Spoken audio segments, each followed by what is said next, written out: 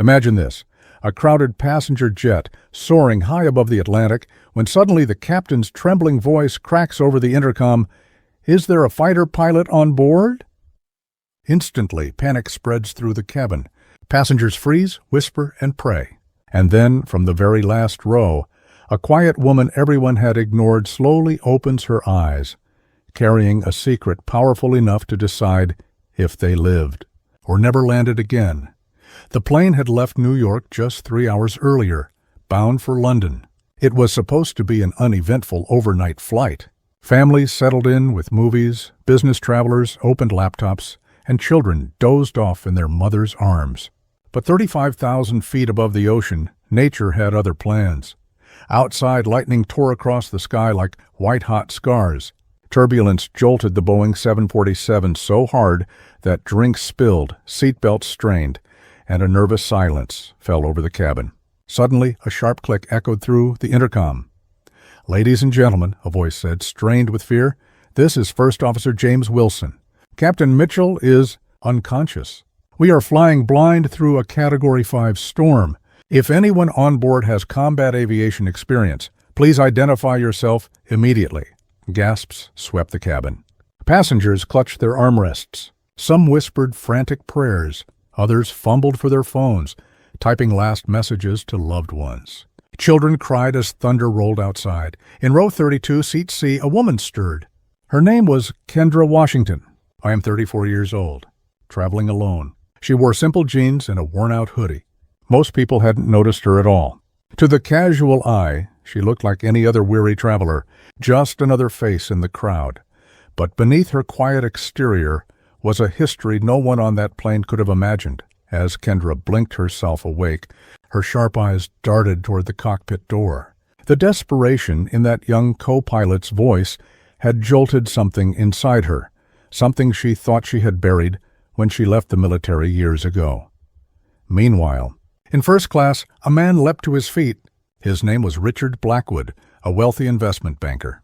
"I can help," he shouted.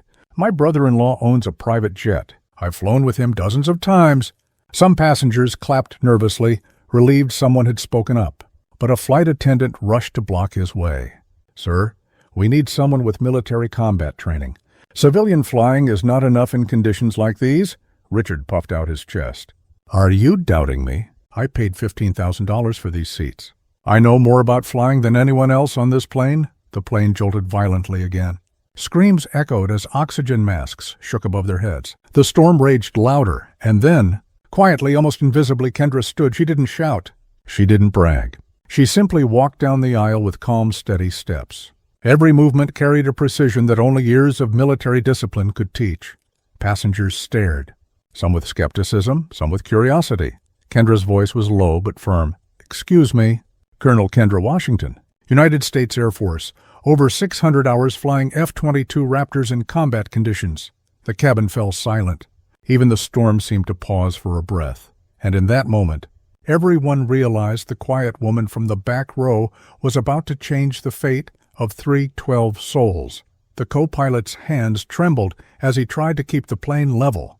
Sweat poured down his forehead. The storm was relentless, gusts hammering the wings, lightning flashing like war-zone artillery. He stole desperate glances at the control panels, half-lit with warning lights. Then, the cockpit door opened, and there stood Kendra. Calm, collected, like she had walked into chaos before, and survived. "Colonel Washington," she introduced herself again, voice steady. "I heard your call." First Officer James nearly gasped with relief. "Thank God. I'm barely holding her steady." Captain Mitchell collapsed. "Pulse is weak. Medics are attending, but I can't fly this through alone."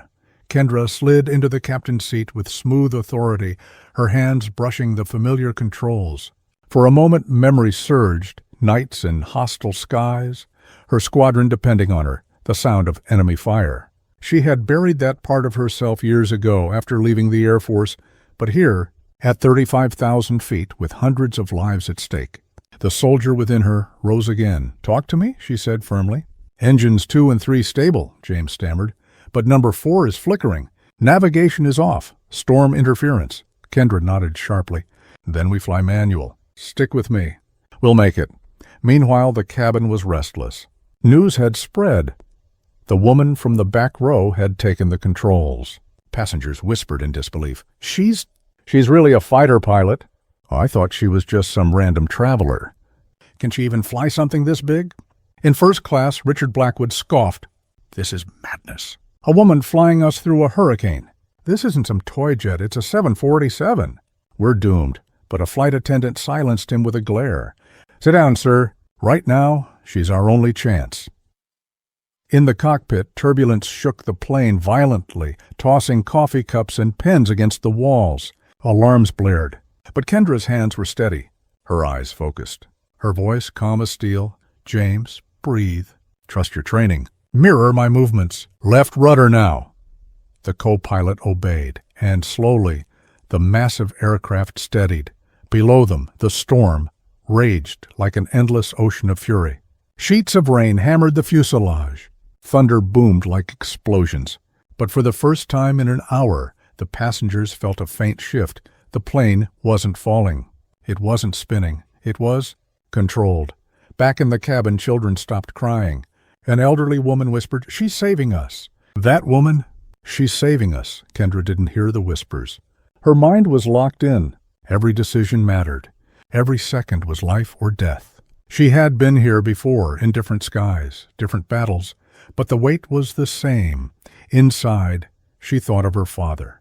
He had been her greatest supporter, the man who told her as a child, "Kendra, when storms come, don't run, fly through them." You were born for it, her eyes hardened. She wasn't just flying for herself. She was flying for him, for every soul behind her, for the little girl she once was who dared to dream. She tightened her grip on the controls, jaw set. "We're getting out of this storm," she vowed under her breath, and somehow, even with thunder roaring outside, her words felt louder than the sky itself. The jet lurched violently, throwing passengers against their seatbelts. Luggage crashed from overhead bins, oxygen masks swung wildly. The storm was no longer just turbulence, it was war. Kendra gritted her teeth, gripping the yoke with steady hands. Her mind moved faster than the storm itself, calculating wind shear, engine thrust, and descent rates. But even the best pilots feared what they were flying into, a hurricane's eye wall. Lightning flashed so close, it illuminated the cockpit like daylight. For a split second, James saw Kendra's face, calm, yet shadowed by something heavier. A weight that came from battles past. "Colonel," James stammered, we're dropping fast." "Stabilizers," she ordered. "Trim now?" He obeyed, but the controls groaned. Warning alarms screamed across the panel. In the cabin, chaos mounted. A baby wailed. People prayed aloud. Richard Blackwood shot to his feet again, fury in his eyes. "This is insane," he shouted. "We're letting some washed-up soldier gamble with our lives. She doesn't know how to fly a plane this size. None of you see it. We're all going to die because you trusted her." Gasps echoed. Some passengers nodded nervously, fear taking hold. Others glared at Richard, whispering for him to sit down. A young flight attendant, barely in her 20s, faced him head-on. Her hands trembled, but her voice carried courage. "Sir, sit down now. She is our only chance. If you want to survive, then trust her." But Richard sneered. "Trust her? A woman? In combat? This is a 747, not a video game." At that moment, an elderly passenger spoke. His voice cracked but carried unexpected strength. "Young man," he said, "I fought in World War II, and I've seen courage. I've seen who rises when the rest of us fall. Look at her, she hasn't flinched once. If anyone can save us, it's her." The cabin fell quiet again. All eyes shifted toward the cockpit, where Kendra's silhouette moved like steel against the storm. Inside, though, Kendra wasn't untouched. For the first time, her fingers trembled ever so slightly. Her mind flashed back, her last combat mission, the one that had driven her out of the military, the mission where she had lost her wingman, Marcus. She could still hear his voice over the radio, the static, the silence that followed.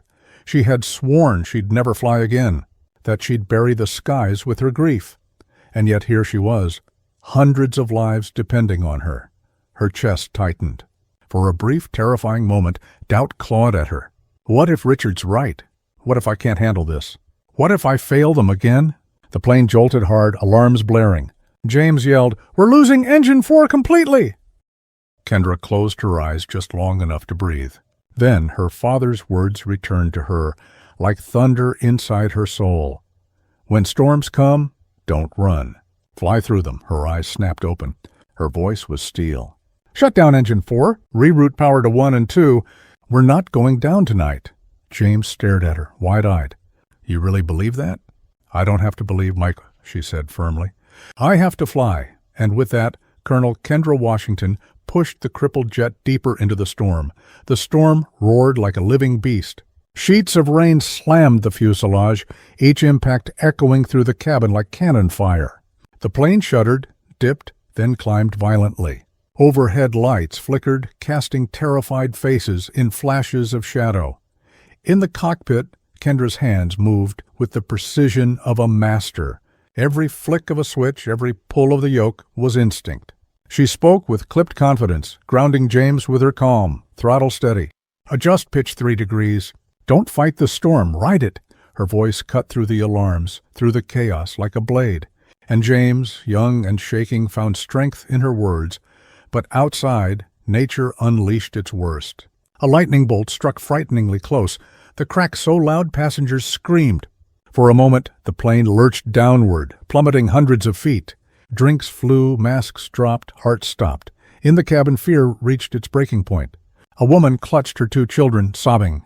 "We're not going to make it," she cried.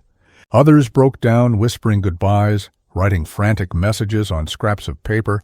And then something shifted. The elderly veteran from before stood again, clutching the seat back for balance. His voice rang out above the chaos. "Listen to me. We are not dying today. Look at her. She's fighting for us with everything she's got. The least we can do is believe in her," the flight attendant beside him added, tears streaming down her face. "She hasn't given up on us." "So we don't give up on her." One by one, passengers straightened in their seats. Whispers turned to words, words into chants of encouragement. "Come on, pilot. You can do this. Fly us home." Even children joined in, their small voices piercing the storm. In the cockpit, James looked back, stunned. They're cheering for you." Kendra didn't glance up. Her eyes were locked forward, her mind razor-sharp. But inside, a fire burned. For years she had buried her identity, her strength, her past. Now those voices, those lives, gave her purpose again, but the storm wasn't done. Wind shear slammed the plane, sending it rolling violently to one side. Warning screamed, "Stall!" "Stall," James panicked. "We're losing lift." Kendra's jaw tightened. "Not on my watch." "Nose down, throttle max, now!" The engines roared, straining against the sky's fury. For a terrifying heartbeat, nothing happened. The plane tilted further, passengers screamed, until finally, with a bone-rattling shudder, the jet leveled. Cheers erupted in the cabin. Tears, prayers, applause. But Kendra wasn't celebrating yet. She knew what they didn't. The storm's center, the deadliest part, was still ahead. Her inner voice whispered, dark and cruel, "What if you fail again? What if Marcus's death repeats, only bigger? 300 souls this time." But she silenced it. Out loud she said only, "James, set heading 240. We're punching through. Tell them to hold on." And as the plane surged forward into the storm's heart, every soul on board clung to hope, the hope embodied in one quiet woman who refused to surrender. The storm raged like a living monster, but ahead, a faint sliver of calm appeared on the horizon, the runway lights of the nearest international airport. Kendra's eyes never left the instruments, calculating angles, speed, and descent trajectory with surgical precision. "James, hold vertical speed at 1,200 feet per minute. Flaps 30 degrees. We're cutting through the worst turbulence yet." "Keep the cabin informed," she ordered. James swallowed, nodding. "Yes, ma'am." "Cabin, brace for impact. Please remain calm." Passengers gripped their armrests, knuckles white, hearts racing. Many whispered prayers, some silently wept. But amid the fear, something remarkable happened. The same voices that cheered earlier now hummed a quiet chant of unity, a collective faith in the woman leading them through the storm. Richard Blackwood, seated stiffly in first class, looked around at the other passengers. Their trust in Kendra, a woman he had dismissed, sparked something unfamiliar, fear laced with regret. "She's really flying this plane?" he muttered, disbelief etched into his voice. "Yes," his wife replied softly, eyes on Kendra. "And she's the only reason we might survive this." Inside the cockpit, Kendra's fingers danced over the controls. Lightning flashed, illuminating her focused expression. Sweat streaked her face, but her resolve never wavered. "James, we're entering severe microbursts. Engines at max. Adjust the pitch 5 degrees, she instructed. Every word is precise. Every movement is calculated. The plane jolted violently. Alarms blared. Overhead compartments rattled, and the cabin groaned under the storm's wrath. A collective gasp filled the air as the aircraft dipped suddenly. And then Kendra spoke, her voice calm, unwavering, carrying the authority of countless missions in life-and-death scenarios. "Trust me. Trust my experience. We've faced worse, and we'll get through this, together." The passengers felt it. The words weren't just commands. They were a promise. Richard's face drained of color as he realized the bitter truth. He had underestimated a hero, judging by appearance rather than character and skill. "Brace for final approach," Kendra announced, eyes scanning radar, instruments, and the storm outside. "We're lining up with the runway. Hold your courage tight. This is where faith meets action." The plane trembled as it pierced the storm's outer wall, buffeted by winds reaching hurricane force. Kendra's hands remained steady, her mind a calm fortress amid chaos. She recalled every impossible mission she'd flown, the enemy fire, the lost comrades, the moments when survival seemed hopeless. Each memory sharpened her instincts. The runway lights grew clearer, cutting through the dark, storm-laden sky. The cabin exhaled collectively, hope surging with every foot closer to safety. Lower landing gear. Steady descent. "Flaps 40 degrees, Kendra commanded. The Boeing 747 shuddered violently as it neared the runway. James monitored the systems, following her orders with unwavering trust. Then, with a bone-jarring finality, the wheels touched asphalt. The plane skidded across the rain-soaked tarmac, engines screaming, turbulence thrashing, but it held. And finally, silence. Cheers erupted. Tears flowed, and passengers embraced, overwhelmed by the miracle they had survived. Kendra exhaled, finally allowing herself a brief private smile. She had turned the impossible into reality. Hundreds of lives saved, not by chance but by courage, skill, and unbreakable will. Richard Blackwood sat frozen, witnessing a lesson he would never forget. True competence and heroism cannot be bought or assumed. They are earned, lived and revealed in the moments that matter most. The storm had passed, leaving behind a sky streaked with golden light, as if the heavens themselves were applauding the courage and skill that had guided the plane safely to Earth. Kendra Washington sat back for the first time in hours, exhaustion battling the quiet satisfaction in her chest. Passengers filed out, some still trembling, some hugging loved ones with tears streaking their faces. Among them, Richard Blackwood walked slowly, head bowed, each step heavier than the last. He had witnessed something that would haunt him forever, the extraordinary strength of a woman he had dismissed. Underestimated purely because of her appearance, outside, the emergency crews approached, their sirens blending with the distant rumble of storm clouds. Kendra gave calm, precise instructions to ensure the captain received immediate medical attention. Every detail executed with the same precision that had saved 312 lives just hours before. Richard's wife, Victoria, approached him quietly, shaking her head. "Do you see now?" she whispered. "This isn't about money or status or being first class. It's about character, skill, courage." Richard swallowed hard. The lesson had been brutal, humbling, and undeniable. Kendra's presence, her quiet command through chaos, had shown him that leadership, competence, and heroism were far deeper than he had ever imagined. News crews soon arrived, capturing the awe-inspiring story. Kendra, ever humble, deflected attention from herself, insisting the credit went to the crew and passengers who followed her instructions.